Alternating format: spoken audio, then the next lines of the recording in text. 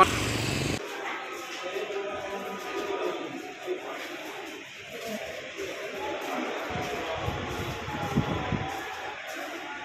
2021 मसीह मंगलपुर थाना अंचल घटी नाबालिका दुष्कर्म मामला आज राय प्रकाश पाई मान्यवर स्वतंत्र पोक्सो कोर्ट आसामी को दोषी सब्यस्त करने सहित 376AB IPC और 6 पोक्सो एक्ट रे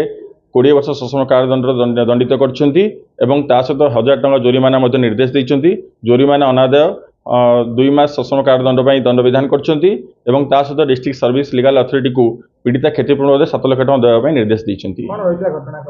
घटनाक्रम जो 9 वर्ष नाबालिका थिला जे से दिन 1:30 समय निकटस्थ पड़िया को शौच होगा जाऊा समय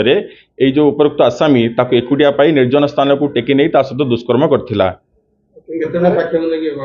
6 जन साक्ष्य प्रमाण को आधार करी आज मानवर अदालत राय प्रदान कर।